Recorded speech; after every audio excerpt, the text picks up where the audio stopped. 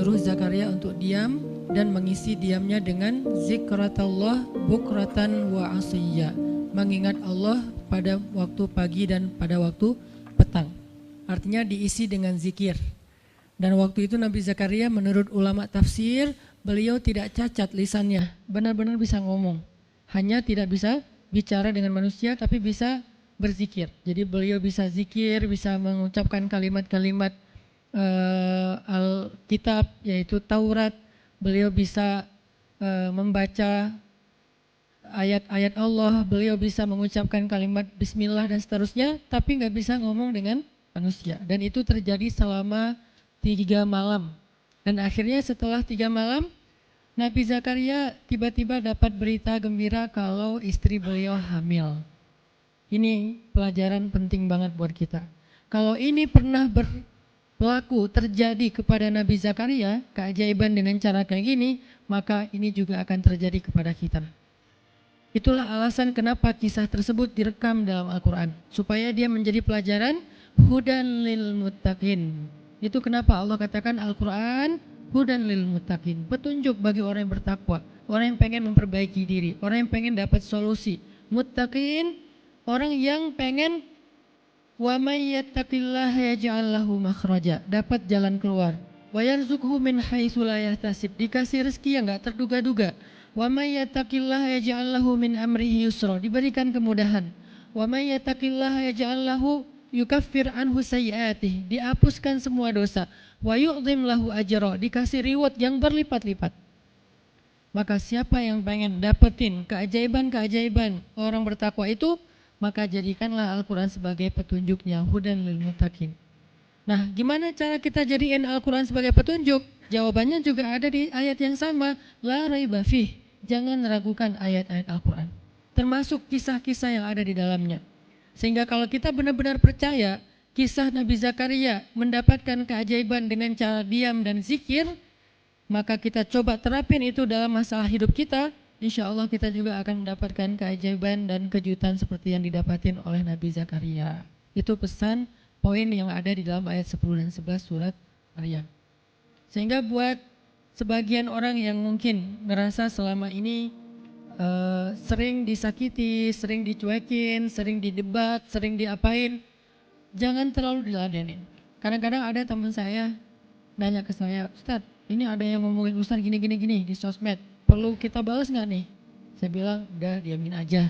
Itu tuh santai, tapi sebetulnya itu ada kayak alasan kenapa saya memilih sikap itu, bukan karena kayak males ribut. Sebetulnya kadang-kadang kan ribut itu kayak nyenengin ya, kayak olahraga apa ya, emosi gitu kan. Rame-rame di sosmed itu kayak asik kan, kayak kita nge-game gitu kan.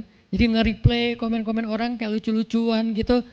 Saya pernah lihat Rachel V-nya bagus juga sih, ini bukan dalam hal negatif tapi positif, makanya saya sebutnya nama. Rachel itu kan main kemarin ke Australia sama New Zealand. Terus ada dia lagi foto-foto gitu di sana bareng dengan suaminya. Tiba-tiba ada yang komen, Sel, lo nggak cocok di tempat itu, tempatnya bagus tapi gara-gara lo jadi kurang bagus gitu. Terus dia jawab, ya gue nggak cocok tapi dompet gue cocok, kata dia. Kadang-kadang perlu digituin juga sih ya, biar paham. Karena kata Ustaz Abdul Somad, sombong kepada orang yang sombong adalah sedekah. Tapi itu mah pilihan. Rasal memilih sikap santuy. Tapi dengan dia guyonin, kalau saya memilih sikap diam aja deh. Karena saya takut kalau saya ngomong malah jadi panjang debatnya, dan saya merasa nggak mampu untuk selalu membela diri dengan argumen. Karena membela diri dengan argumen kadang-kadang ya, kalau bahasa Ustaz Umar Mita, orang yang mencintaimu tidak butuh alasan, orang yang membencimu tidak akan menerima alasan. Jadi kayak ya udahlah, diamin aja. Ternyata dengan kita diam muncul aja keajaiban, banyak keajaiban. Jadi benar-benar saya percaya banget diam itu tuh keajaiban. Dan itu berlaku dalam dakwah, berlaku dalam masalah keluarga. Ketika istri lagi ngambek, dia misalnya komen panjang di sosmed, di WhatsApp misalnya, dia kayak misalnya namanya juga lagi ngambek ya, ngomong panjang di WhatsApp. Kalau saya sabar untuk diam, itu tuh beres dengan sendirinya dan akhirnya malah lebih baik. Tapi kalau saya kepancing, jadi kita balas-balesan. Sepanjang hari WhatsAppan terus gak beres-beres, Tapi hasilnya makin lama tuh tangan pegel, hati panas. Karena kayak pengen dia balas apa, oh balesin lagi, balas apa, balesin lagi. Terus aja gitu habis energi dan kerasa gitu capeknya tuh luar biasa. Tiba-tiba muka jadi lebih tua gitu kan ya. Tiba-tiba berkerut semua, terus warna kulit makin doff gitu. Ini gara-gara efek stres kali ya. Jadi intinya adalah jangan diladenin, diamin aja setelah kita klarifikasi fitnah. Kalau itu berbentuk fitnah, tetap kita butuh tabayun, klarifikasi biar tidak menyebar fitnah. Tapi beres klarifikasi nggak usah diperpanjang. Berapa kali mungkin teman-teman ngelihat, mungkin saya pernah ada, nggak ada apa-apanya sih dibandingkan Ustaz Felix. Kalau beliau lebih pro lah dalam masalah kayak gini. Kalau saya beberapa kali dibully di sosmed, pernah nggak saya ladenin? Hampir nggak pernah. Cuman klarifikasi maksudnya udah beres, diamin aja, diamin. Sepahit apapun, sepanas apapun kalimatnya, yang kadang-kadang Ustaz nggak baca, penasaran soalnya. Kalau kita diam karena nggak baca mungkin nggak ada challenge-nya kan. Ini baca komennya semua sampai ribuan itu satu-satu dibaca tuh. Oh gini ya, bisa gini ya orang ngomong teh. Terus aja dibacain satu-satu. Capek cari air putih, minum lagi, baca lagi gitu. Terus sampai beres dibaca itu. Mungkin 2 hari lah baru khatam.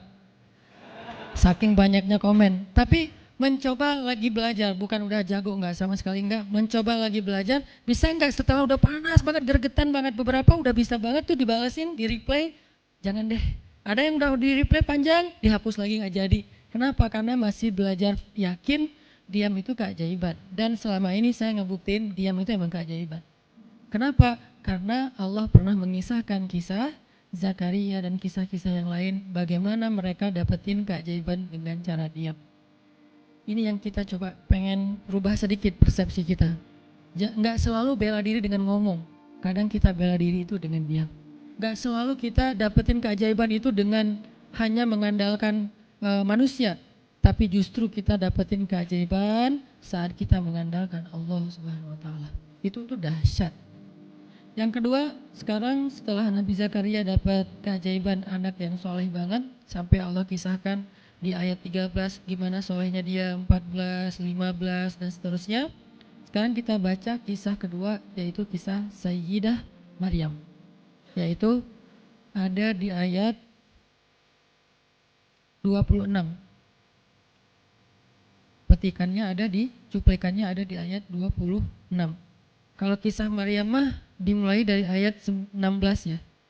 Tapi yang masalah diam itu ada di ayat 26, 27, 28, dan 29. Bismillahirrahmanirrahim. Silakan.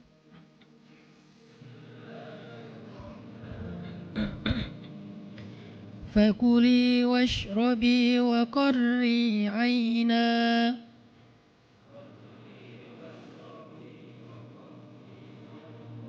فإما ترين من البشر أحدا فقولي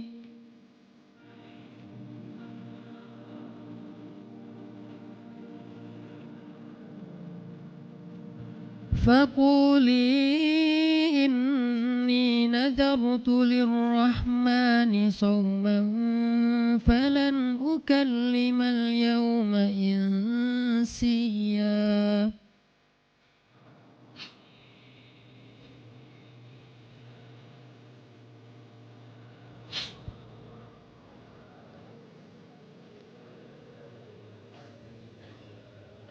فأتت به قومها تحمله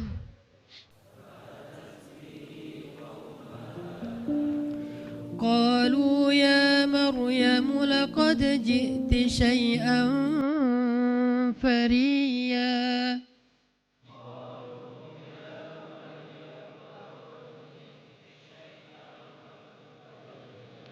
يا أخت هارون ما كان أبوك امرأ سوء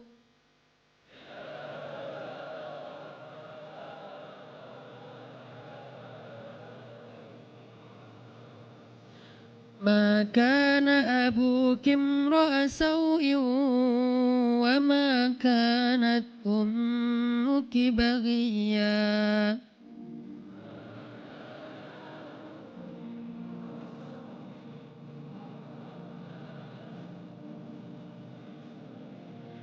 فأشارت إليه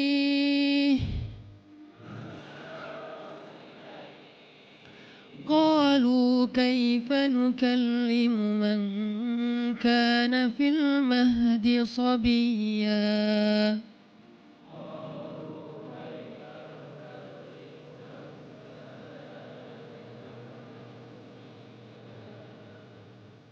Dan maka makan dan minumlah dan bersenang hatilah engkau wahai Maryam. Dan jika engkau bertemu dengan seseorang, katakanlah sesungguhnya saya telah berazam untuk berpuasa pada hari ini dan saya tidak akan berbicara dengan manusia pada hari ini. Lalu Maryam pun datang kepada kaumnya sambil menggendong bayinya. Kaumnya berkata, wahai Maryam, engkau datang kepada kami dengan membawa kalau bahasa kita itu membawa apa istilahnya, sial, apa ya, dengan membawa keburukan, jadi kayak dianggap membawa kesialan. Wahai saudari Harun, sesungguhnya ayahmu bukanlah seorang yang nista ataupun pendosa, dan begitu juga dengan ibumu bukanlah perempuan yang hina.